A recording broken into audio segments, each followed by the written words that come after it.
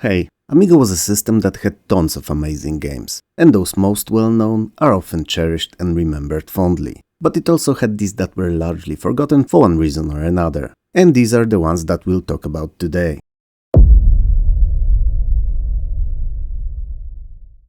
Astral is a sci-fi action platformer. In the land of Magoon, centuries ago, a demon mollusar was defeated and imprisoned to remain in captivity seemingly forever, so that he would not cause chaos and destruction anymore. Although, nowhere in the game's lore is said that he did before, so perhaps it was a preemptive imprisonment. Whatever. As in plots to most games, however, if that was it, we'd had no game as the country would remain in peace and harmony. So, nobody knows how, when and why, but the demon was freed and currently gathers the strength to conquer the whole world. As they do.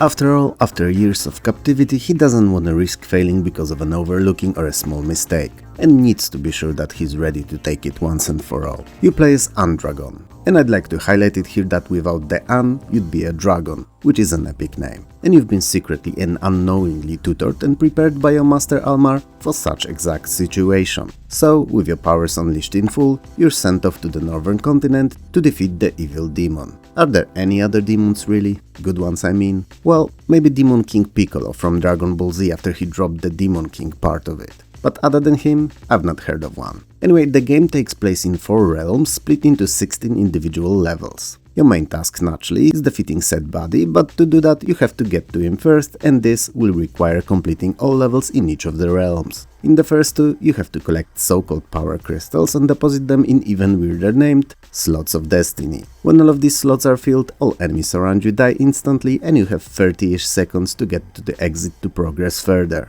Third realm plays identically, with a difference that you don't get a timer at the level completion, but have to defeat a huge Puma boss. In last realm, you fight enemies, collecting keys that they drop, and get into previously locked off chambers to defeat the guardians within, who protect the teleport pieces. As previously mentioned, there are enemies roaming the levels and they have to be either avoided or disposed of. To do so, there's few kinds of lasers and mines. It may not seem like much, but it's gonna have to last you. Presentation is a true highlight of Astral, and really shows off what Amiga was capable of if given attention and time. Now, it's worth pointing out that the game's in Polish only, but it shouldn't deter you from playing, as nothing important ever is said all throughout it, other than its story, which I retold you at the beginning anyway. So, if you like action platformers, this one's definitely worth checking out.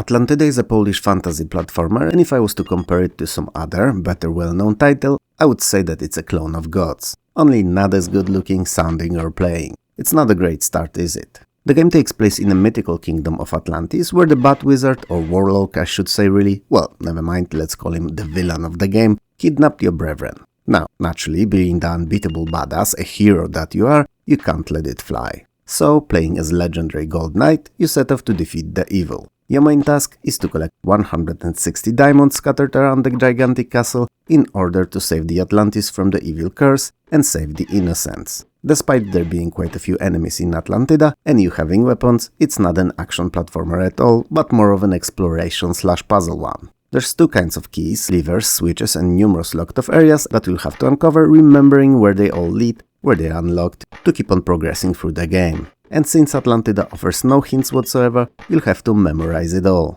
Like I said, a lot of exploration is what you'll be mainly doing here. Presentation-wise, well, it's okay I suppose, but nothing to write home about. Sounds are decent, though so similar to those found in Gods that I wonder if some of them weren't quote-unquote borrowed from Bitmap Brothers' title. The graphics are okay too, nothing to complain about, but still pale in comparison to a 4 years older game that this one was based on, which you know, is not great. Gameplay may not blow your mind either, but it's not broken per se, unlike the jump mechanics, which kinda feel like it, and make getting to some platforms more annoying than they should be. As most late Polish games on the Amiga, Atlantyda was released for a domestic market only. A brave move on the publisher's side, I must add, given how widespread the piracy was at the time in the country, but whatever, it dropped in Polish, and not having an international version, it was doomed to fail. Today, lack of fluency in the language shouldn't detract you from playing, as nothing important is ever said in it. But what may scare you off is its quality, as it's utterly lacking.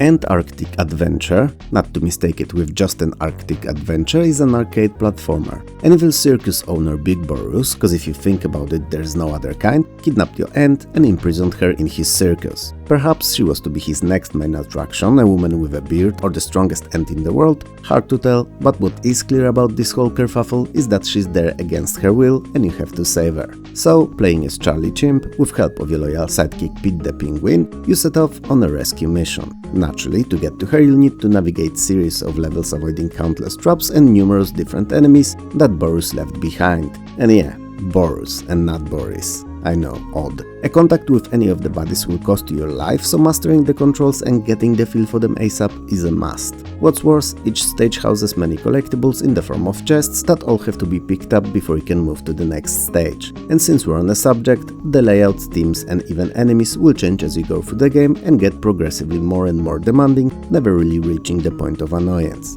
Meaning that the progression curve in Antarctic Adventure is very steady and the game feels well balanced. It's been released in 1988, so it's a rather early title, and as such, neither presentation nor sound design take full use of Amiga's huge hardware capabilities, which is not an issue in any shape or form other than having the game feel like a minor step up from competing 8-bit games rather than something new. So, it has that Montezuma's Revenge vibe to it, which I feel, at least spiritually, Antarctic Adventure was based on. Oh, one thing that it does well and is a fun addition to it is the simultaneous co-op multiplayer in which the second person controls Pete the Penguin. You could say that such addition was not necessary, but most games are more fun when played with others, and it's same for the platformers too. This one is no exception.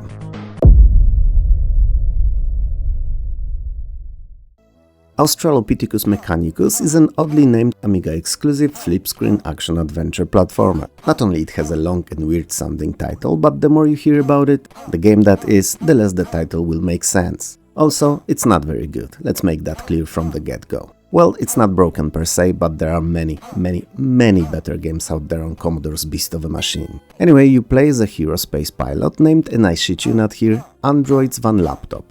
Yep, plural. And you must travel through space and time to rescue your beloved. And that's it. I get that the plot may not be important in platformers, but that's as barebone as they come. The game is composed out of 8 increasingly difficult and large levels, each of which needs to be completed going from left to right, defeating enemies and picking up collectibles. You get to visit scattered around the stage's shops too, to purchase better weapons. Android's Van Laptop is described by 2 attributes, of health and strength, with first directly corresponding to his hit points and second defining how hard he hits the enemies. Both are based on equipment and weapon that our heroes carrying. There's 2 kinds of weapons in the game, short-range melee and long-range stones, with the last one not being upgradable or replaceable, as far as I know.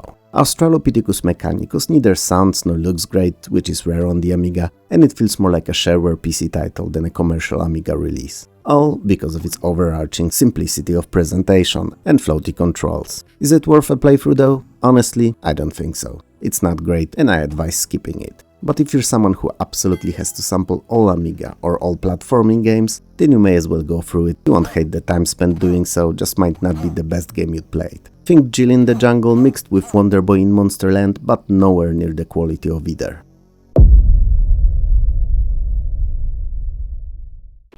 If there's one thing that's 100% sure about Awesome, is that it truly lives up to its name. It's a sci-fi space-based action shooter. The plot mainly toys with the idea of you having to travel from planet to planet within the Octaria star system, despite not being ready and having no funds or firepower to do so, trying to go against unfavorable odds, working to make ends meet. So basically you travel from one location to another, fulfilling contracts, upgrading your ship in the process and learning how to best utilize what's at your disposal. Each stage, so to speak, taking place between the 2 planetary bodies, is composed of few differently playing action sequences. In top-down view, you're hyperspacing towards your target planet, and this section is always interrupted by either meteors or space pirates, and you have to clear the area of either before you can carry on traveling. Naturally, the less you get damaged here, the better. Keep in mind that such interruption may happen more than once. Upon clearing the stage, you get back into hyperspace. When you reach the planet eventually, the second sequence switches viewpoints and you must defeat the alien serpentine creature before landing. When aliens put down, you enter the atmosphere and the third sequence starts, in which you must shoot down numerous alien ships before finding and docking your ship on a landing pad.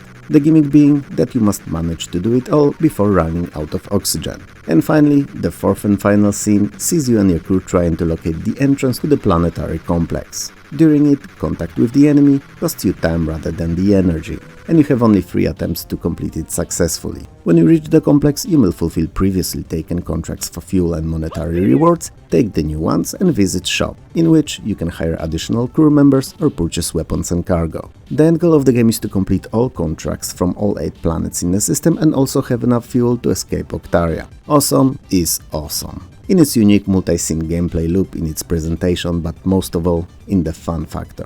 So if you've never played it and like shooters, make sure to check it out, it's worth it.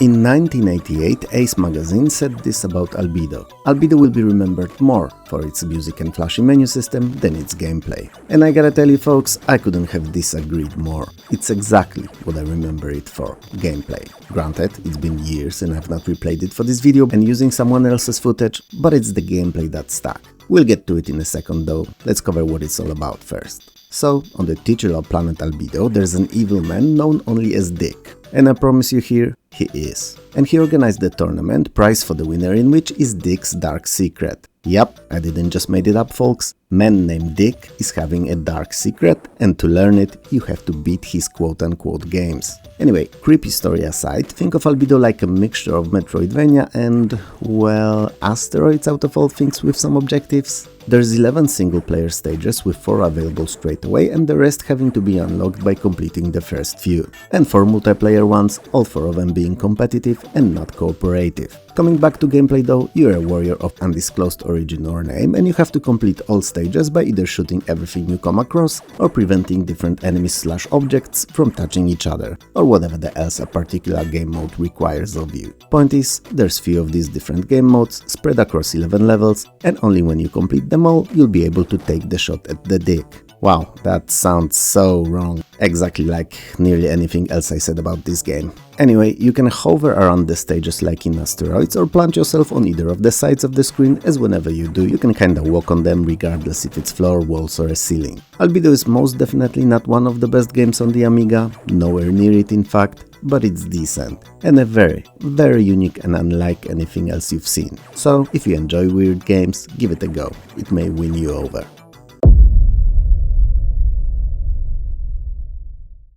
Baal is a side-scrolling shooter platformer and a port of Commodore 64's original. Story-wise, archaeologists accidentally released Baal from his lair in which he laid resting for eons. Now he's ready to cause chaos and destruction and eventually enslave and rule the world, all with use of his war machine as soon as it's ready. To combat the threat, humanity assembles an elite squadron of special forces soldiers codenamed Time Warriors, and you play as one of them, the fastest, strongest and best of them all, the Master Chief of Time Warriors. Anyway, the game is composed out of 3 levels, with first 2 being pretty large and horizontally scrolling in both directions, and last shorter and mainly focusing on your final battle with the demonic boss, which while being born in depths of hell, is still someone I'd rather spend an eternity with than an hour with my boss's wife. She makes him seem like a little and cute puppy. Anyway, in the first 2 stages you have to find all 18 pieces of Baal's war machines, effectively preventing him from putting it all together, all the while defeating his goons, destroying generators that power barriers halting your progress,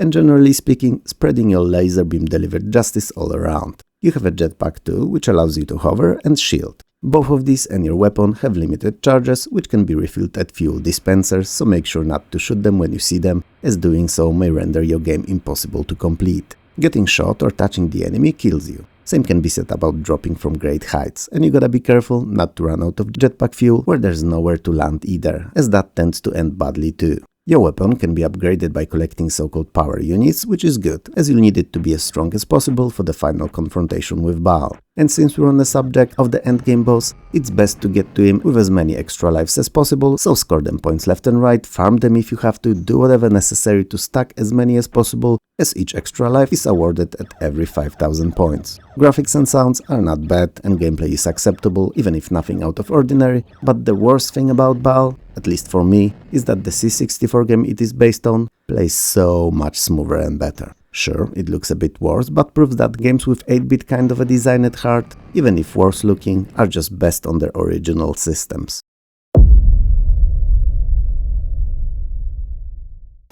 Imagine Commando but not as good. Mind you, not bad at all, I'm not saying that, just not as good or iconic. That's Banzai. Or should I say, Banzai? So, it's a top-down arcade shooter in which you annihilate hundreds upon hundreds of enemies, always going up and stopping at nothing. Not for a P or to answer your phone, nothing. And you play as Japanese World War II kamikaze pilot who's been shot down and sent to a prison camp. Which you know is the worst way you could have ended up, standing there in captivity, in one piece and not among shrapnel torn apart in thousands of bloody strands along with the remains of your plane. Oh my god, I gotta stop, it was a stupid joke. YouTube gods, please forgive me. But as you're there, you meet another captive Tomomi Aoki, who has a super secret and extra turbo incredibly important information that needs to be delivered to the Japanese army command pronto. But since he's wounded, deadly it seems, barely hanging there, he shares the information with you and implores you to complete his mission. Being the toughest mofo this side of the Milky Way, you easily break out from the camp MacGyver style, using a shoelace, jungle plant leaf and a spoonful of sugar, and head off to fulfill your quest. While you start with a knife only, jabbing at the opposing bodies with it like a killer bee, putting them down left and right, soon enough you'll get a rifle and hand grenades. Each hit that you sustain, it's up on your life bar, and when it's depleted, you die. You can pick up cans of coke, however, and they'll replenish it. So, whenever you're down, on health, and not just having your typical jungle captive blues, grab a coke and let that HP build right back up. The enemies may not be very varied, but you must watch out for minefields, airstrikes, and deep waters too, and it's all irrelevant really, as the game can be completed in 20-25 minutes if you know what you're doing. Graphics and sound are okay, not great, not bad either, and don't feel out of place or botched. Overall, Banzai is fun, and if you like shooters, you'll enjoy it.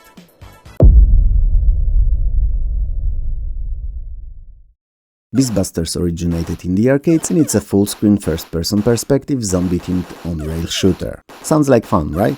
Good, cause it is. I mean, naturally, some concessions had to be made to cram a whole arcade game into basic Amiga's capabilities, but given the fast and frantic nature of the original, I think that the job was done decent and the game plays pretty well. Now, it does slow down from time to time when there's a lot going on the screen and the zooming effects are limited, but other than that, it's the same fun action-packed romp. Though I have to mention it here or I won't be able to go to bed peacefully tonight, the overusing of cyan in Amiga port keeps making me think that it's a PC EGA game.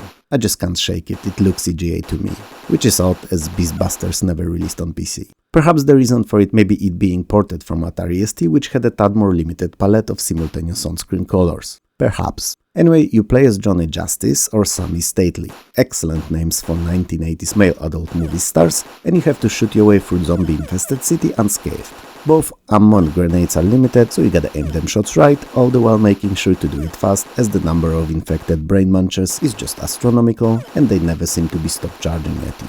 Weird thing about it is that some of them have knives, Molotov cocktails or even guns. And we've been programmed by the years worth of entertainment to think that zombies are animalistic, unarmed, brain-hungry creatures charging at the smell of human flesh straight at it, without any care for their well-being or obstacles in their way. But it may just be the developers' creative freedom, cause among the bosses that you'll face on your adventure will be a jeep that came to life. Which you know is even weirder than a zombie with a pistol. In case of zombies you can always try to explain it as a muscle memory or something, but jeep that's alive? Now that's something I don't understand. My tiny and smooth just brain can't process it. Syntax error does not compute, guru meditation or whatever. Overall, Beastbusters is a fun and action-packed shooter for 1 or 2 players that's on the easier side of the spectrum, so those who don't like their games too challenging should feel at it right at home.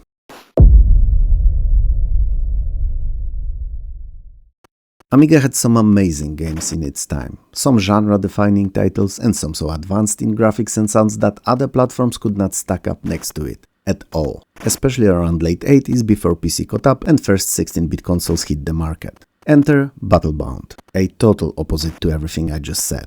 It's a rather bad, uninspired, repetitive and boring fantasy-themed side-scrolling brawler. But let's not get ahead of ourselves and start at the beginning. In Battlebound, you play as Callum the Mighty, which is another excellent adult movie star name I must add, who's on a quest to traverse through and conquer Evil Golem's lair, eventually defeating the creature itself too. Naturally, along the way you'll fight hundreds of other monsters, creatures and humanoids, and I have to give credit where it's due, enemy sprites are nicely drawn, interestingly designed and detailed. Backgrounds too, since we're on the subject, are pretty nice, unique, and while not state-of-the-art for 1991, they are pleasant and fit the on-screen action.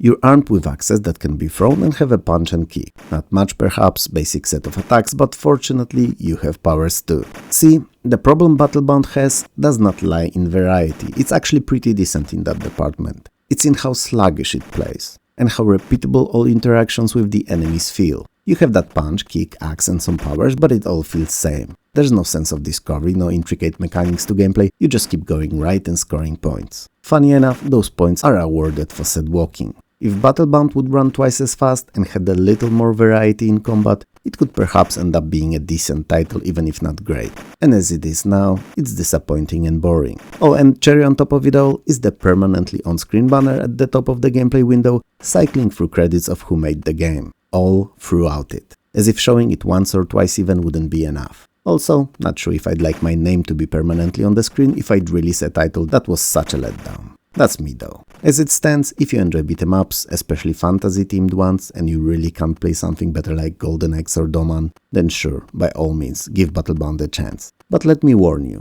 you won't like it. Another episode done, another 10 games we've went through. What do you think of them? Did you know any? Let me know in the comments below. If you liked the video, hit those like and subscribe buttons below. Smash them if you have to, it helps more than you could ever know. Also, I would like to thank you and all my amazing Patreon and YouTube members for helping this channel keep going. And last but definitely not least, I would like to thank all the wonderful folks who record and upload playthroughs, let's plays and other retro-centric videos here on YouTube, because they help to preserve the games that would have otherwise been long forgotten. So thank you.